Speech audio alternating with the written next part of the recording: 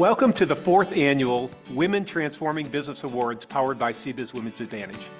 I'm Jerry Grisco, President and CEO of CBiz, and thank you for joining us today to recognize and celebrate our 15 exceptional honorees in 5 categories: financial strength, innovation, culture, community impact, and new this year, emerging leader. To tell you more about CBiz Women's Advantage in the Women Transforming Business Awards, I'd like to introduce you to my co-host, Lori Novickis, Director of Corporate Relations and National Leader of CBiz Women's Advantage. Lori? Thank you for support, Jerry. It's truly an honor to be part of this program. I had the privilege of meeting our honorees a few weeks ago, and I must say their accomplishments are nothing short of awe-inspiring. CBiz Women's Advantage, or CWA, was founded to create a supportive community for women to thrive and succeed within CBiz. We achieved this through professional development, business development, and community involvement. We are immensely proud of the impact CWA has had on our company and our team members. In 2020, CBiz Women's Advantage launched the Women Transforming Business Awards to recognize leaders who showed resilience and innovation during the pandemic.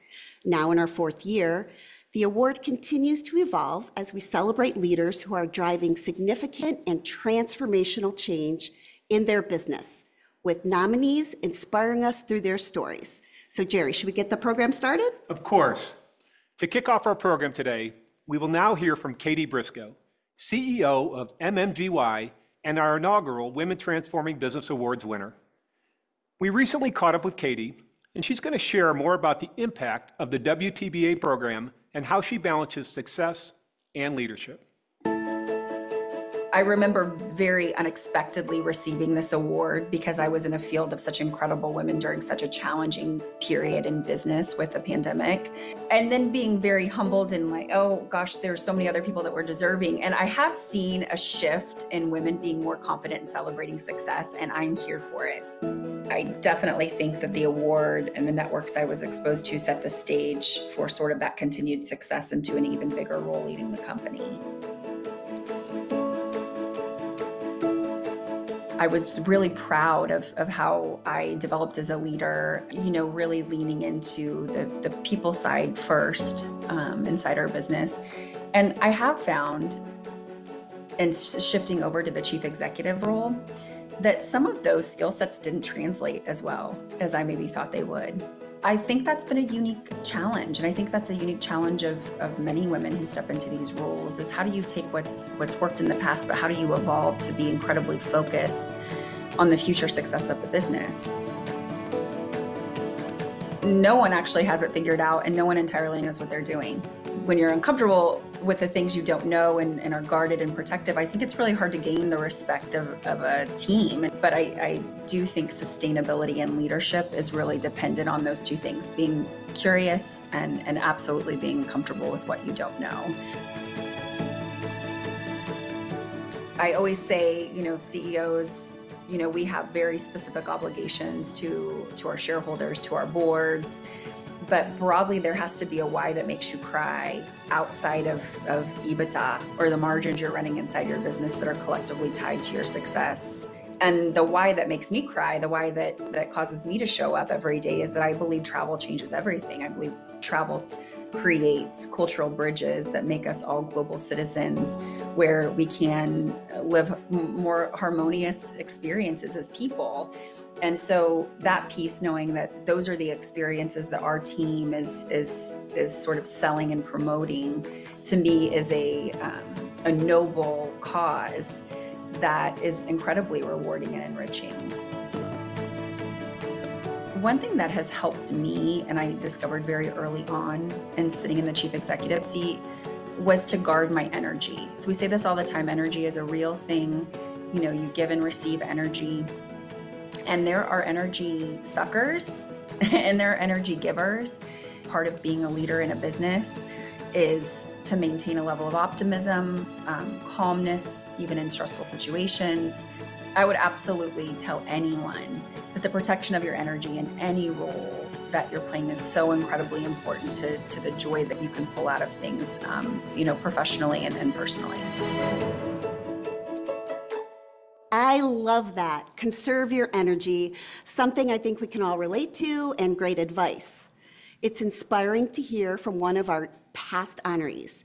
Katie is now one of more than 60 current and former honorees who are now part of our WTBA community.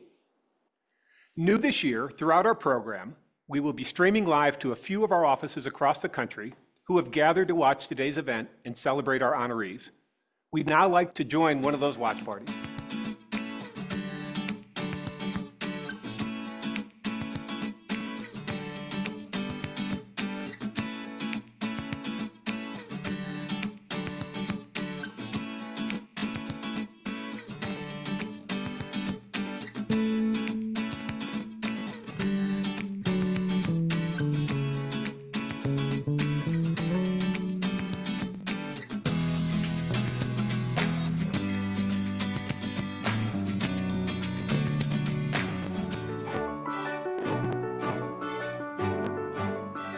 It's great to see so many familiar faces celebrating with us. Thank you all for tuning in. Before we introduce our first category, let's talk a little bit about the selection process.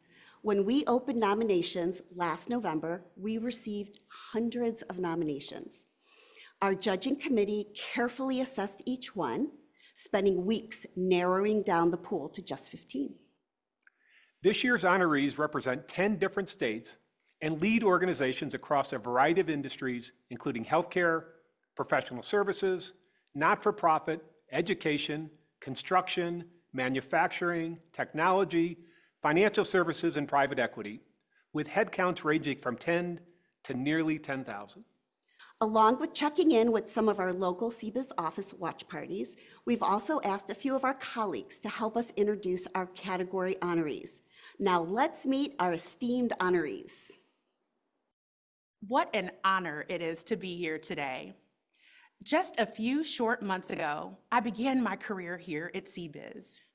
Being part of a company dedicated to recognizing the incredible talent of women across the country is something that I am proud to be a part of.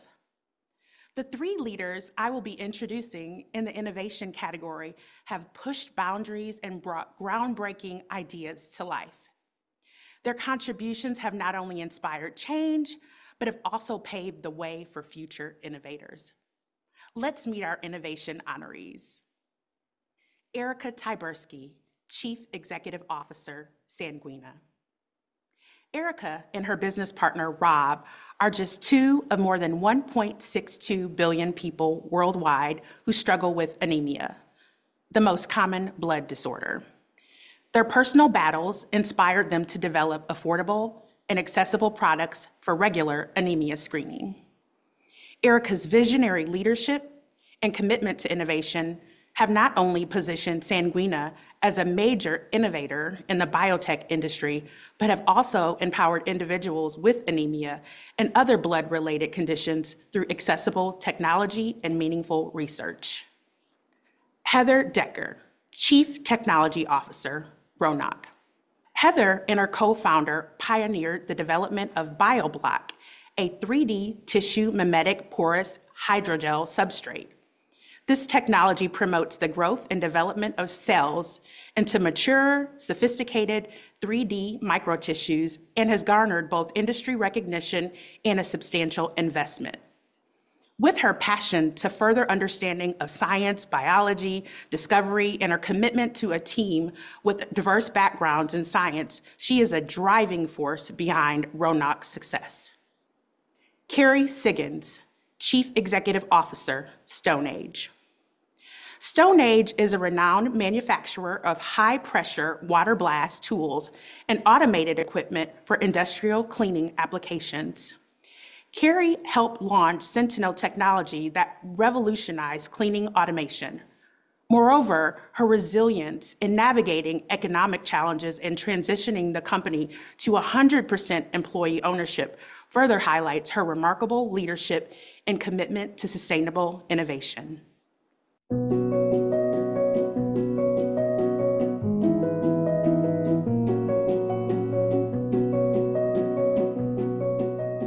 My favorite quote, I think, was made famous by Outback Steakhouse. It's no rules, just right. And I find that a lot of times people say there's a business canvas, there's a model that you need to fit into. And truly, starting from the very beginning on inception all the way through commercialization, there are no rules. Some companies make it work with very little. Some companies have a lot and don't make it work. So I think in general, no rules, just right. I kind of live by this thing called Semper Gumby. It's my family's traditional funny saying. So it's like always be flexible. So my favorite quote comes from a female executive that is in YPO with the Youngest Presidents Organization. And she said, most leaders think about how people experience them when they interact with leadership, but the very best leaders make people think about how they experience themselves in their presence.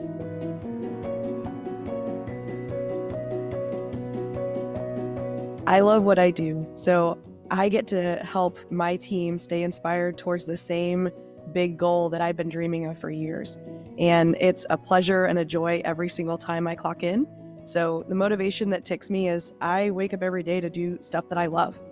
I'm just a very stubborn person. And it's like I equate it to like a dog with a bone. I just kind of can't let it go. And so I'll just work on a problem until I fix it one way or the other. That's just pretty much always been my personality. So my employees always inspire me. I get to work with 200 amazing employee owners who exhibit what we call the Own It mindset, which is our set of values that help people think and act like owners. And so anytime that I'm feeling unmotivated or I've had a hard day, I think about the 200 people who show up and give their very best, whether they're having a great day or a bad day, and do good work to build a strong team, a strong company, and to take care of our customers.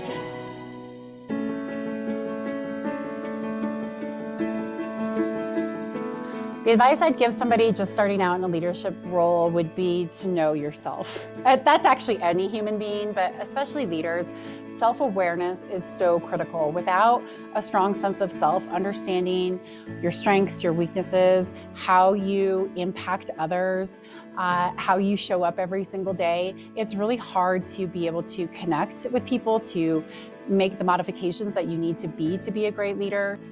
I would say have no fear. It's very easy to slip into, I've never done this before, I don't know what I'm doing, I can't, and then it turns into I won't.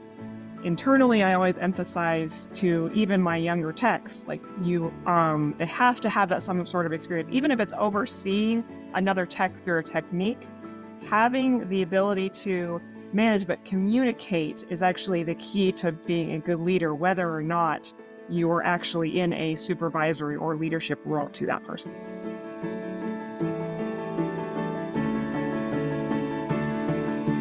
I get along very well with my father, and one of the pieces of advice that he gave me pretty much early on, especially when it comes to training individuals, is that your goal in training and mentorship should be to replace yourself. If you have that in mind, then you will be very successful in what you do.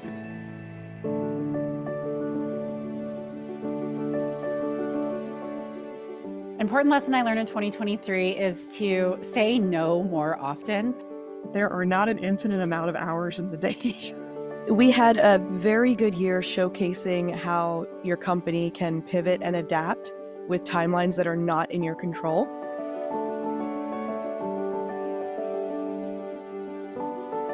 The beach, the beach, the beach.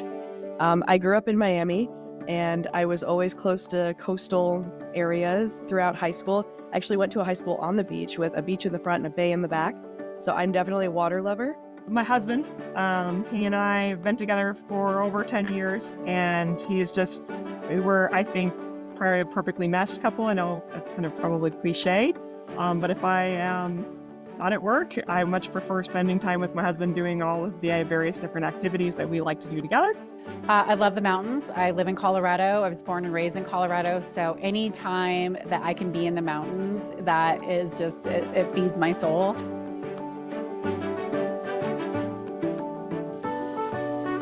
I wouldn't switch it with any particular person. It would just be being able to spend more time in the lab and less time at my desk.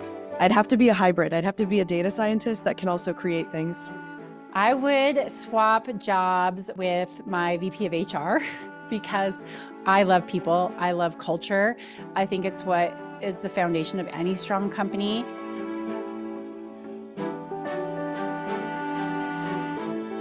It means never stopping and staying ahead. So in my own company, it's about staying ahead on technology, staying ahead on data sets, understanding what's going on in the industry. And it also means understanding the most opportune timing for things. I see not just life-changing, I see world-changing. And I think there are several things that are counted as that are innovative, but that people really don't think of how innovative that they were today. To me, innovation is about creativity. It's about strategy, and it's about execution, and for me, disruption.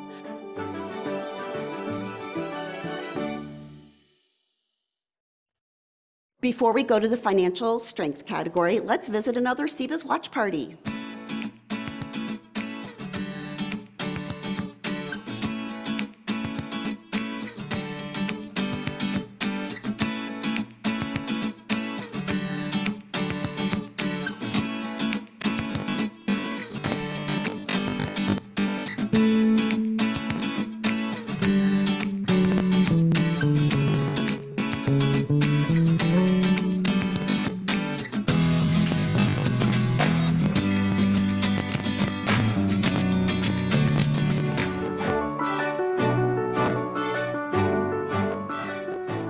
Our honorees in the financial strength category exemplify resilience and strategic acumen in navigating complex economic landscapes and demonstrating exceptional leadership in ensuring stability and growth. Their approaches to financial management have not only withstood challenges, but have also paved the way for sustained success and industry recognition. Let's meet our financial strength honorees. Beth Sokup, Chief Financial Officer, J.E. Dunn Construction. J.E. Dunn is the 8th largest domestic general building contractor in the country, with 26 locations and hundreds of project sites across the country. In her role as CFO, Beth has overseen remarkable financial growth, including increasing annual revenue from $2.6 billion to $6.4 billion. She has also been recognized for her dedication to employee ownership, exemplified by the creation of an ESOP, modeling Power BI tools, and the growth of the company's employee resource groups. Joanne Williams, Board Chair, AIB Holdings, and President, JAG Portfolio Services. As Board Chair, Joanne's transformative 3-year strategic plan focused on customer engagement, operational efficiency, and financial sustainability. Her leadership led AIB Holdings to achieve remarkable growth with a 4-year CAGR of over 4% in revenue, doubled profit margins, reduced debt, and significant improvements in customer retention and employee turnover.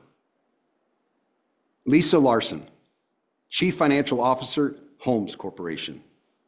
Last year, Lisa transformed company operations by reducing the month-end close process from over 20 days to just 8 days, led a successful outsourcing project that slashed costs by 30% and improved financial reporting for better transparency and decision-making.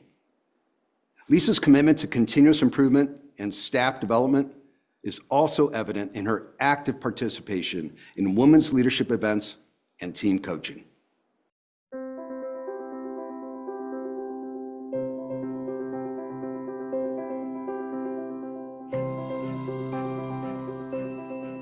My favorite quote is by Henry David Thoreau, and it's "Go confidently in the direction of your dreams and live a life that you imagine." Right after I started J.E. Dunn, I was reading, it was either an article or listening to a podcast, and I heard the quote, "Bad leaders believe their team works for them. Great leaders believe that they work for their team. Well, that would be she believed she could, so she did. And my daughter gave me that in 2008 after I sold my consulting company, Adams Gabbert.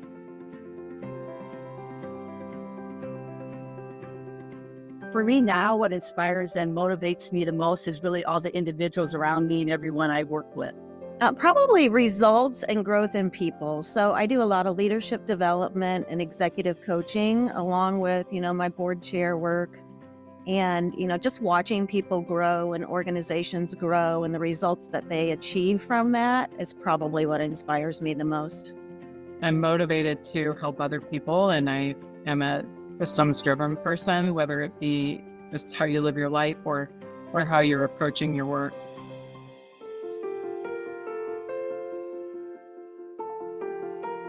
I think my one piece of leadership advice for those just starting out would be to really focus your time and as much as you can guard your calendar and put time on your calendar every day to be able to kind of think of long-term.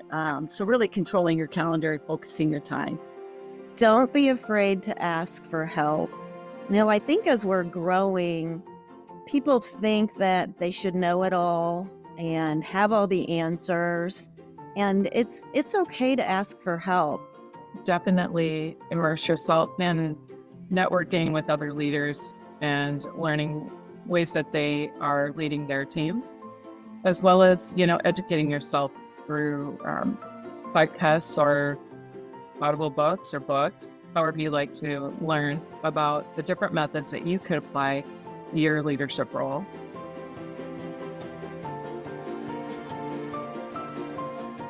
I do. This too shall pass. My mantra is you get what you give, so give good. I am responsible for my own happiness is probably how I live my life.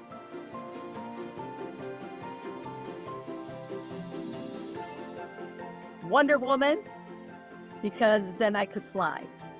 It's so fun. I would be Xena, Princess Warrior. She is an inspirational leader. She fights injustice, and she's a strategic thinker. There's a lot of female superheroes, so I would pick Wonder Woman. I mean, who else do you pick? She was courageous and resilient, and I think that's how women are today.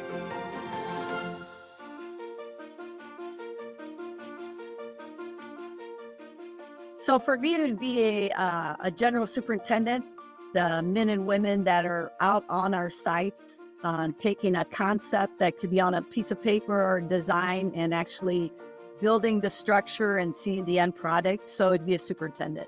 Well, it would be the consultants or the auditors that are actually on the ground with the clients. I really love solving problems and working with the team to do that.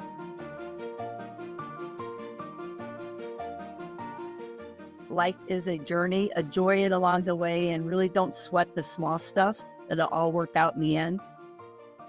It's okay to say no is the best advice I've ever received. And no doesn't mean no, not ever. It just means no, not now. Well, it's one that I received long ago when I attended a conference, and it was, you can have it all, but you can't have it all at the same time.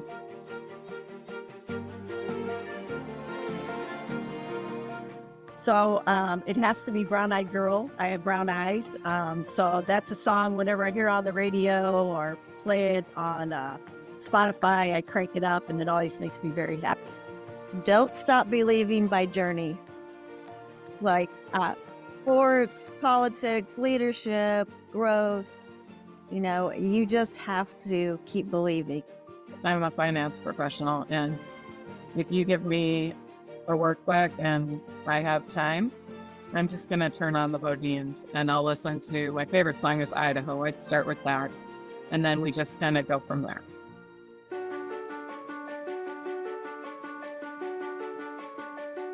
That leadership EQ is way more important than leadership IQ.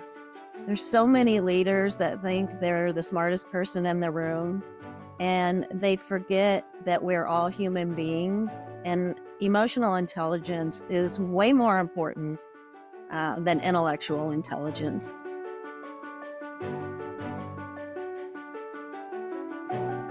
We made the decision to pull the organization apart and, keep the not-for-profit side whole and providing our mission of food and beverage safety throughout the world, but also created a for-profit entity that could help the organization grow, thereby growing the not-for-profit and its mission. When I came to J. Dunn, it's probably not unconventional, but the construction industry overall is fairly male-dominated. So I was the first female executive on our executive leadership team. So that was probably pretty unconventional for them, having a woman in the room, but over the 10 years, we now have another woman as part of our executive leadership team. So I think just that diversity of thought, diversity of opinion, challenging the status quo, it's been very good for this organization and for our executive leadership team overall.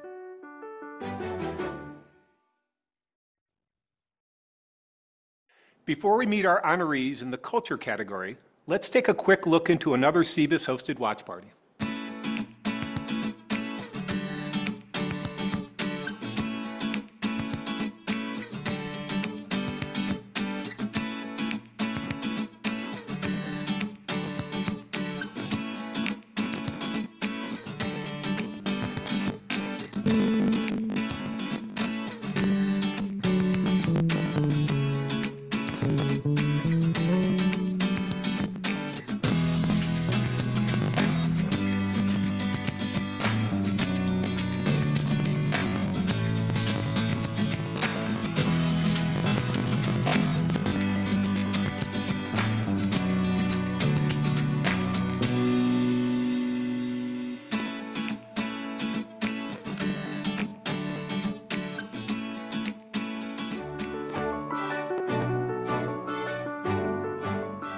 Our honorees in the culture category embody a commitment to fostering inclusivity, innovation, and collaboration within their organizations, creating vibrant and supportive work environments where diversity thrives and employees are empowered to excel.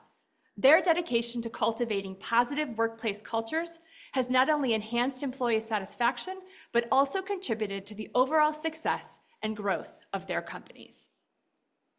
Dawn Apogee, President, City Personnel. As the leader of her staffing agency, Dawn has built a culture centered on inclusivity and collaboration, exemplified by monthly staffing meetings, quarterly one-on-one sessions, and a hybrid work option to support diverse schedules. Her commitment to diversity is reflected in the team's composition and involvement of all team members in recruitment decisions. Lisa Lochner, President, Missouri Baptist Sullivan Hospital. Lisa's vision of one team, one heart has redefined the hospital's culture, fostering collaboration, service excellence, and innovation. By actively engaging frontline staff in problem solving, benchmarking best practices, and creating a supportive environment through personal interactions, Lisa has cultivated a culture of trust, empowerment, and continuous improvement. Marla Carter, Chief Human Resources Officer, Doorways. Doorways creates pathways out of homelessness, domestic violence, and sexual assault, leading to safe, stable, and empowered lives. This past year, Marla spearheaded transformative initiatives, such as improving the health and welfare program and making mental and behavioral health services more accessible and affordable, resulting in record high employee engagement and fostering a culture of inclusivity and value.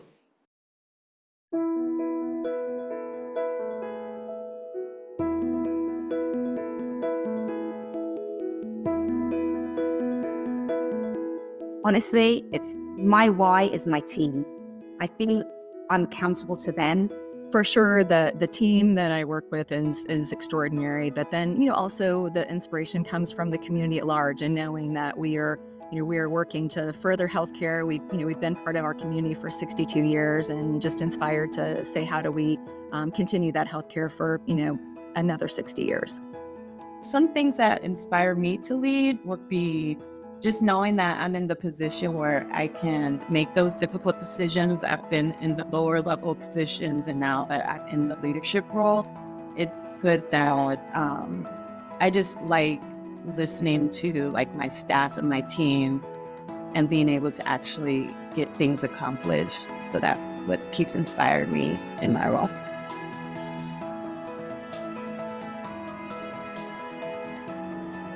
I did this for Black History Month and really love Shirley Chisholm's "If there is no seat at the table, bring a folding chair."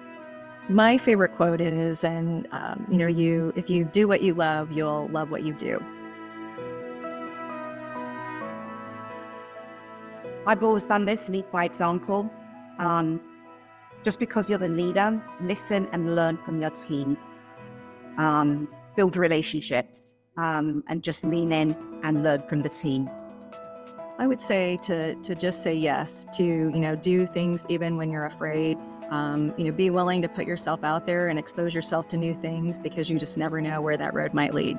I would say to remember how you felt when you were not in the leadership role, and to remember what leaders that you really wanted to be like, and try to do that with your leadership style.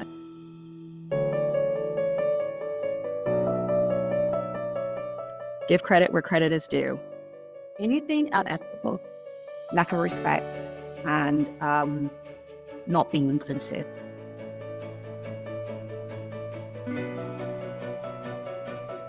I went to a seminar just recently, and Helena Folk said this in the most precise way, and she said it gives to get. So basically, make deposits in order to withdraw. Do something 10 times over before asking for something. It is taking risk. When you fail is when you learn, and that's how you become better. To not take anything personal in any situation, whether it's in your personal life or in a work environment.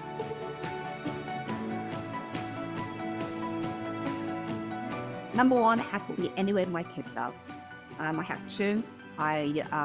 One's at home with me in Rhode Island, and my daughter lives in Germany. I love to explore and I love to travel. So 3 places I've been to recently. Just returned from St. Lucia. Did a short trip, a family trip to Chicago. We lived in Chicago when I first moved to the States 25 years ago. And of course, London. Easy question. Faith, family, and anything with water. Love the lake or the ocean. Any body of water, I feel like is just takes you to a happy place. First, my son. He's the reason. And you can have a difficult day, and I just look at his picture, and then I come home. So my son's number one. The ocean. I love the ocean. Just hearing ocean waves and feeling the breeze. And any type of food makes me happy.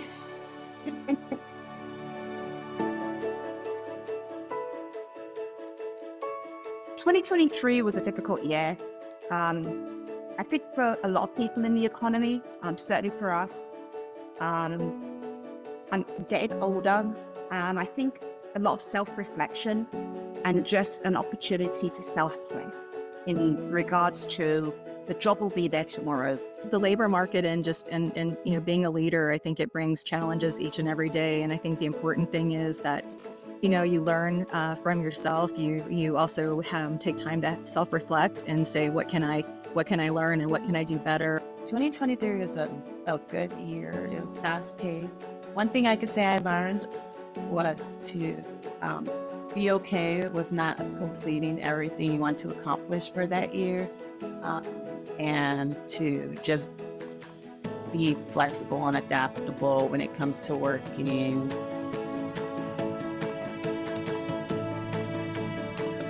I'd just love to go back to being a recruiter for a couple of days. I still do that for a couple of my clients, my key clients, but really truly, I just love recruiting. I would say that, I don't know there's anybody I would want to swap with. This has really been a bit of a dream come true and an honor. I might want to try out being like in the actual shelter, just so I can really see what we do, our mission, and really being in the field and, seeing the difference that I can make just actually being in like the actual shelter that we. I have to pick my mom. My mom passed away this year and definitely instilled in me a work ethic and a spirit of positivity. And before she passed, she got her picture between two superheroes, and I thought so fitting because she really served as a superhero for me. I would be a superhero that could fly, definitely. It's a cross between Superman and Wonder Woman and Iron Man. So 3 of them. Because they're all very smart. They all have different strengths, and they all could fly, get to place without waiting in traffic.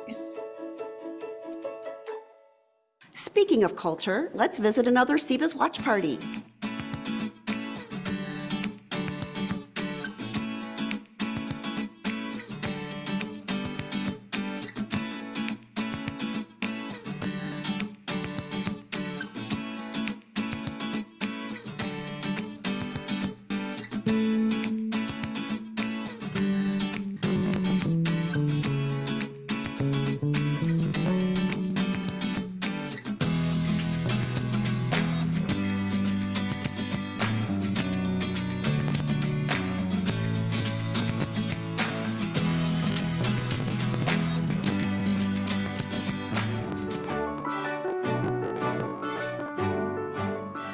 The remarkable individuals that I am about to introduce have dedicated themselves to making a tangible difference in their communities, embodying the true essence of philanthropy and service. Their tireless efforts and unwavering commitment have touched countless lives, inspiring others to create positive change. Anne Marie McDowell, President and CEO, Cora Services. The mission of Cora Services is to empower children, young people, and families to thrive through quality and compassionate service. Serving over 20,000 children and youth across Philadelphia in over 250 schools, the team at Cora, along with the support from key stakeholders, is aggressively responding to the heightened demand for behavioral health and educational support, and the increasing inability to access limited resources. Under Anne Marie's guidance, Cora Services launched the Family Navigation Center to serve as a resource for parents and caregivers wanting to seek guidance from a caring professional and receive linkages to appropriate care with the ongoing support of a Cora team member. Michelle Wimes, JD, Senior Vice President and Chief Equity and Inclusion Officer, Children's Mercy, Kansas City. Michelle has pioneered transformative equity and inclusion initiatives during her tenure with Children's Mercy, Kansas City. Her innovations include conducting the hospital's first diversity workforce assessment, developing their inaugural comprehensive DEI strategic plan, increasing diversity in management positions, and establishing a supplier diversity program. Paola Ermentrout, PhD, Director, Master of Arts in Diversity Leadership, University of St. Thomas. Last year, Paola helped create the Master of Arts in Diversity Leadership program at the University of St. Thomas. Its successful launch exceeded enrollment goals and marked a significant milestone in higher education. The program equips professionals with the necessary tools to drive transformative change in their communities and organizations.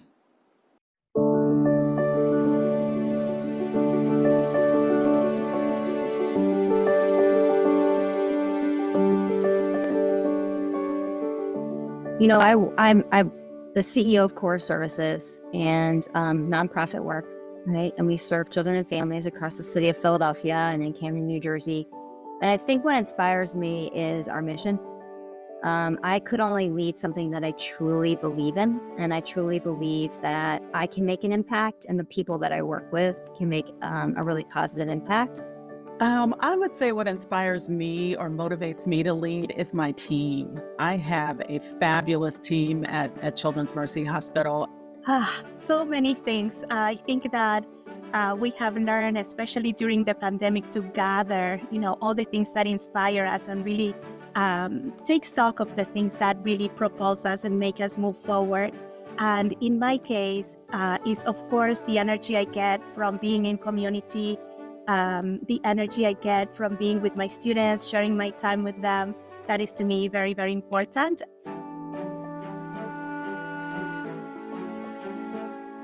I think that I've just learned over time, leadership is like a marathon, not a sprint. I would have to say it would be to pace yourself, to recognize that Rome wasn't built in a day. I think that especially for women, I would say be gentle to yourself. Be gentle to yourself.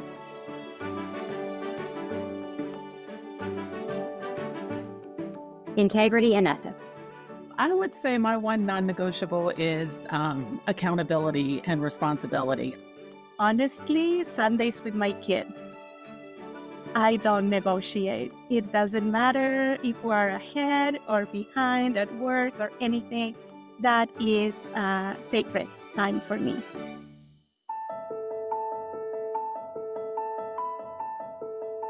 Well, first of all, I learned that burnout is really real. There's a lot of research about CEO burnout and how people are getting through it. A lot of great leaders during post-COVID decided to retire. Those that were in the generation ahead of me that could retire, but might have waited a few more years, had chosen to retire. And I was watching that take place here within Cora and within the city.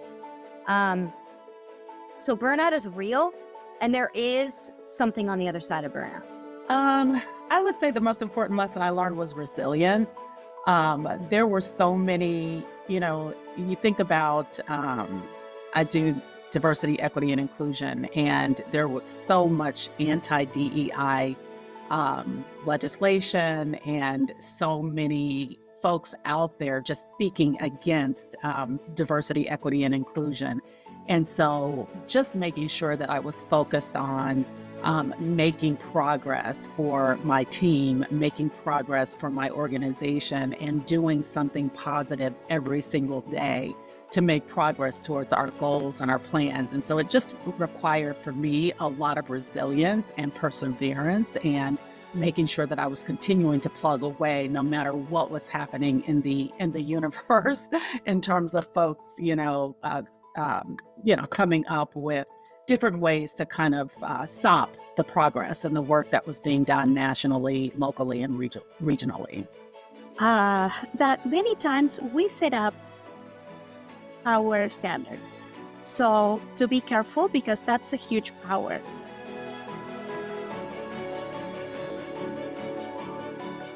Yes, I do.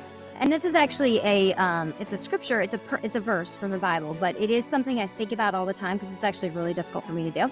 And it's, if I speak in the tongues of men or speak in the tongues of humans and of angels, but I have not love, I'm a noisy gong or a clanging cymbal.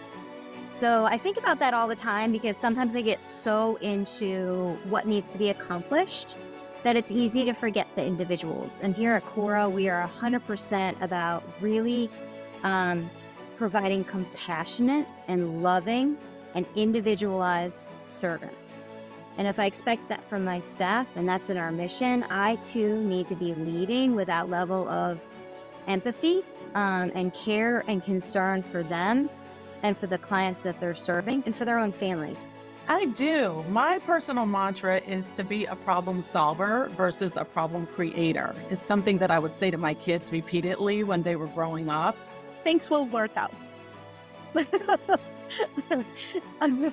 There is a saying that is kind of silly sounding, of course, in English, but the gist of it in Spanish is like, things will work out, Things will find their place. Their place, as things progress, things will they will settle in their place naturally.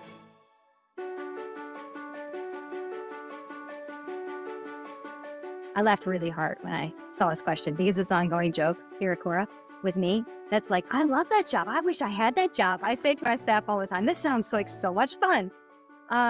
Although it's hard to choose just one. I think that I did have a favorite job that it doesn't exist anymore, but I came to Cora as a school-based community center director. And I got a chance to work with the city, the school system, my own principals, my own staff, and all of the kids and the parents that we serve. And I just love it.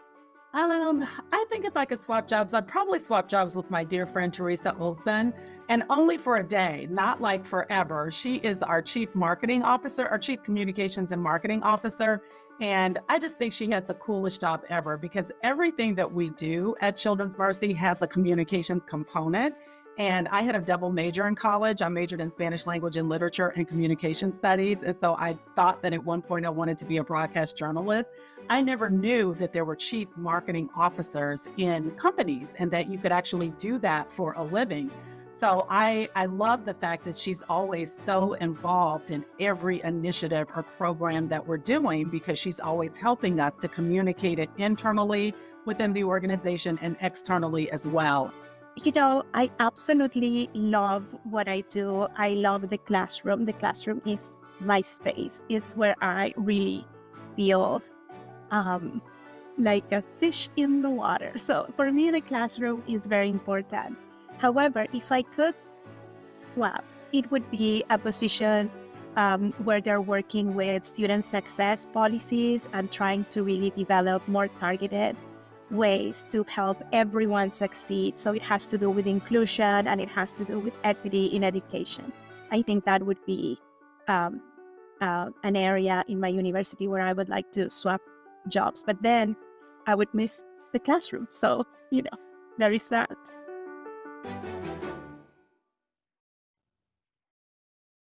And before we introduce leaders from our final category, let's take a look into one last watch party.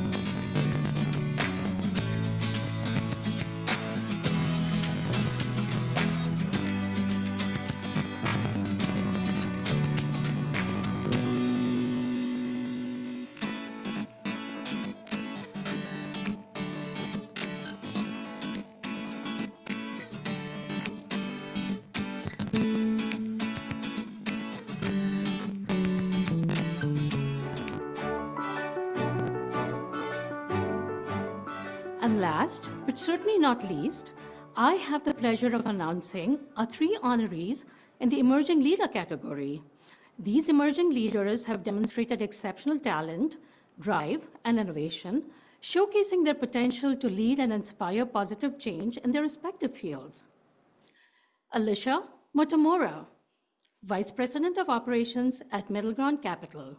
Alicia's journey from the factory floor to VP of Operations at Middle Ground Capital showcases her exceptional leadership as a change implementer in private equity. She revamped the team's communication protocols, ensuring that ideas from all levels, including those on the production floor, are heard and integrated into decision-making processes, resulting in more cohesive and efficient operations. Kelsey Joson, CEO and founder at InControl. Kelsey founded InControl to address the quality of life crisis for adults with disabilities. Her dedication to community betterment is evident through initiatives like comprehensive wellness programs, a scalable business model, impactful community collaborations, and the establishment of the Strengthen the Strong luncheon in the Twin Cities, providing a safe and nurturing space for BIPOC business professionals. Sahana Atreya, Chief Executive Officer and founder at Navigator AI and former data science lead at Millennium. Sahana's work in developing machine learning and AI models for investment strategies, combined with her advocacy for ethical AI practices and diversity, equity, and inclusion initiatives, has earned her recognition as a Forbes 30 Under 30 honoree and a top AI mind in both finance and technology sectors. Sahana's commitment to ethical AI governance and her role in shaping the future of technology underscore her impact as a visionary leader in the global financial landscape.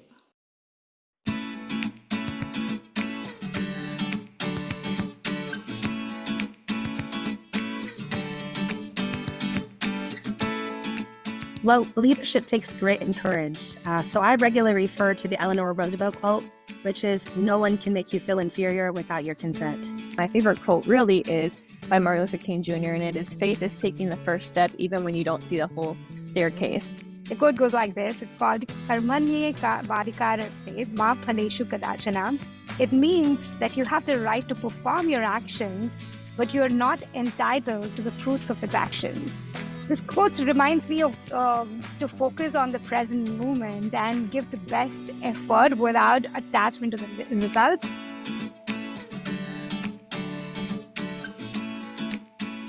My integrity.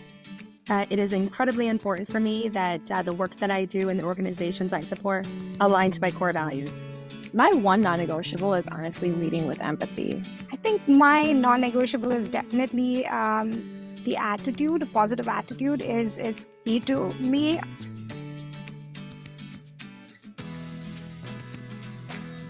Lead by example. Don't expect anyone to do something that you're not willing to do yourself. I received the best advice ever. Somebody was like, slow growth is okay. Like, it's okay as long as you demonstrate growth and you're growing in a healthy way and your company has a firm foundation to build upon. That's what's going to get longevity, right? Not just demonstrating like exponential growth in the first 2 years. It's more so saying, hey, I'm okay with slow growth and our company has a solid foundation. Don't live the same year 75 times and call it a life. So this reminds me to embrace growth, seek new experiences, continuously evolve rather than settling into routines or become complacent. So it urges me to seize each day as an opportunity for growth, learning, and adventure.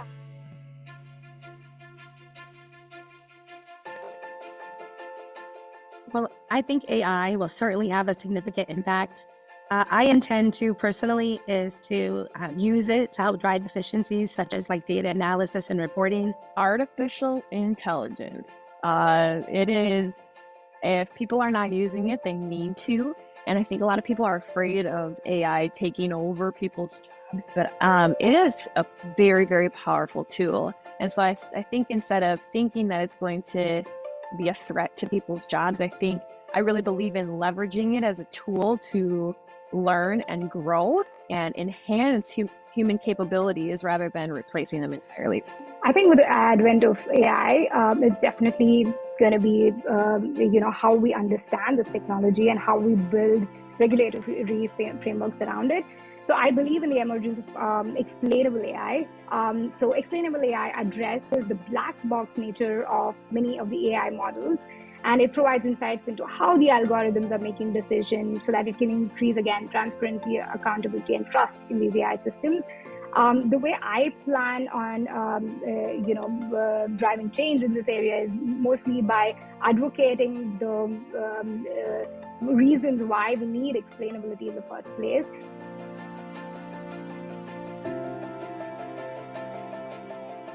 We have a chef, and I would definitely swap jobs with him. His team is amazing and a lot of fun. And really, I love to cook for my family, so getting my hands on all of his good recipes would be really beneficial. I would swap jobs with any of my coaches because our clients are the best. And I don't get to spend that much time with them. And I think it's also really important as a leader to never be too far removed from the work. I think I would, stick with the job I have right now. Like, I enjoy doing this. I think I'm fairly good at it. And I enjoy being who I am at my current role.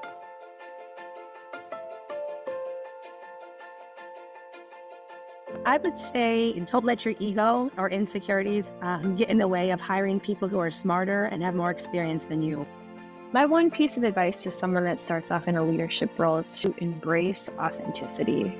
It is crucial to remain yourself and stay true to your values as you navigate challenges and the responsibilities of leadership and leading other people. I think I'm fairly young. I am still in a position to be taking advices, not giving advices. But I would definitely say this. I would prioritize continuous learning and self-reflection.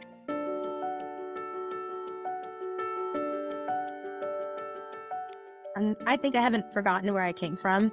So I started on the shop floor, which really allows me to understand and consider the frontline workers who are having to experience the changes that we are implementing day to day. The concept of leading with vulnerability and authenticity, the traditional leadership often emphasizes projecting strength and confidence and that you've got it all together. And I have actually found that by embracing vulnerability, I've actually been able to cultivate deeper relationships and connections with my staff members, and actually also encourage them then to bring their full selves to work. My unconventional approach has always been radical transparency. Instead of like traditional hierarchical structures, what I foster is an open environment with open communication, trust, and accountability within the team. By encouraging my team members to share their ideas, concerns, and feedback openly, regardless of their position or tenure, I've cultivated a culture of inclusivity and collaboration.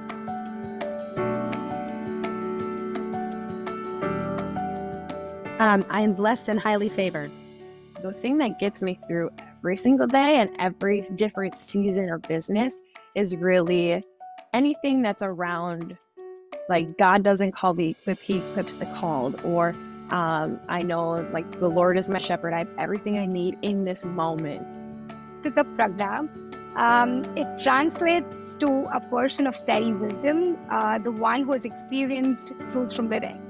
So it basically emphasizes being unaffected by external circumstances, be it like joys or sorrows. Instead, cultivate a balanced mindset and remain steadfast and undisturbed by the fluctuations of life.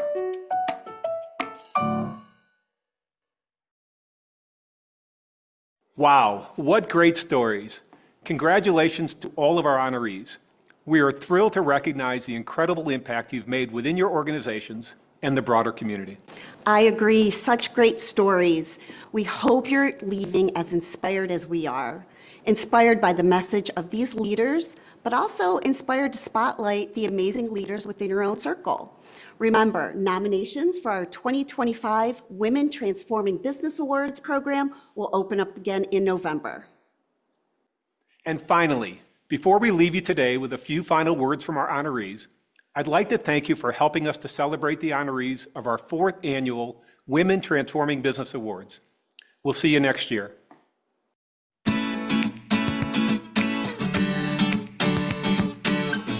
There's not one specific song, there's many. If you ever listen to Mandisa Overcomer, I will put on something that has a good beat that makes me want to dance. I'm just going to turn on the Bodines and I'll listen to my favorite song is Idaho. Epic music. The Climb by Miley Cyrus. I'm a huge fan of Pink. The whole bunch of 90s R&B. It has to be Brown Eyed Girl. I have brown eyes. Swing Out Sister. Just Fine by Mary J. Blige. Cowboy Carter has been on rotation. There's a long version of Claire de Lune. Remember My Name by Fort Minor. Don't